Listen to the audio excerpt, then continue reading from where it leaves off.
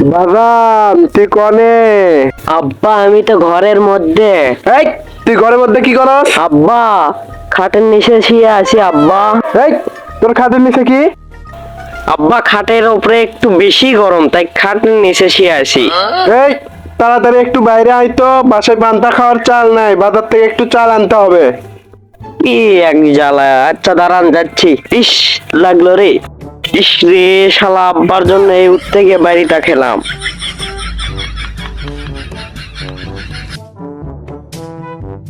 কি হয়েছে আব্বা বলেন? আরে বাসায় তো একটু পান্তা খাওয়ার চাল নাই, তুই যা তো যা, বাজারে গিয়ে একটু চাল কিনে নিয়ে আয়। তো আপনার যাতে কি হচ্ছে? তুই কি চাস আমি এই বুড়ো বয়সে বাজারে গিয়ে পোল্ট্রি মুরগির মতো ছটফট করে মরি? তো আপনি কি চান আমি দেশি মুরগির মতো দাপাদাপি করে মরি? তুই কি চাস এই অকালে আমি বাজারে গিয়ে স্টক করে মরি? বয়স 80 বছর পারি হয়ে গেল, তাও বলে অকাল। আচ্ছা মুসিবতে পড়লাম তো। দেন ব্যাগ দেন, বাজার করে আনি। দেন ব্যাগ দেন। আর দোকানে গিয়ে আমার নাম করে বাকি নিয়ে আসিস, তাহলেই দিয়ে দিবে।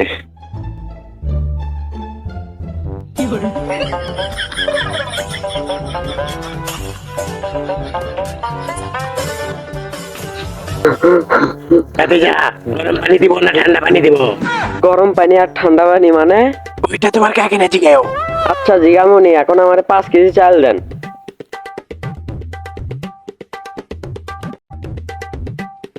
আচ্ছা এটা আব্বার নামে বাকি লিখে রাখেন। আচ্ছা ভাতিজা।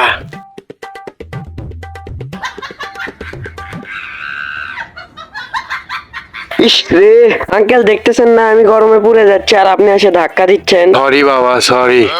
শালা ফালতু লোক কথাকার, কনে থেকে যা হে এইসব।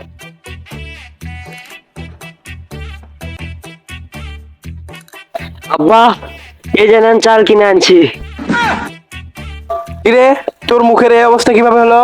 আব্বা বাইরে যে গরম আব্বা, এই গরমে আমার অবস্থা টাইট হয়ে গেছে, এই গরমে আমি ফিশ ফ্রাই হয়ে গেছিলাম। ও আচ্ছা, তোর কথা এখন বাদ দিলাম, দেখি কিরকম চাল নিয়ে আসছিস।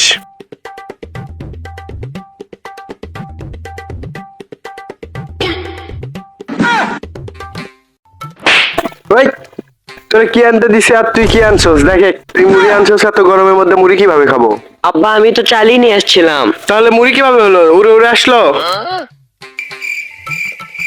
আব্বা তাইলে মনে হয় চালই রোদের তাপে মুড়ি হয়ে গেছে, আমিও তো ফিশ ফ্রাই হয়ে গেছি। আচ্ছা বাদ দে, পাশের পুকুর থেকে গোসল করা হয় যা। ওই পুকুরে পানি কম, কাদা বেশি, তাও আবার পচা কাদা, দুর্গন্ধ, গা গন্ধ হয়ে যাবে একেবারে। এই অল্প পানি গরম হয়ে যাবি নি, ওই কাদায় ভালো, যা ওখানে একটু গোর পেরায় আরাম পাবি নি। আপনার যখন এতই গোসল করার পোকা থেকে থাকে, তাহলে আপনি যান ওই পুকুরে গোসল করেন। আমি খাটের নিচেই শান্তিতে আছি, আপনার গোসল করার ইচ্ছা থাকলে আপনি যান।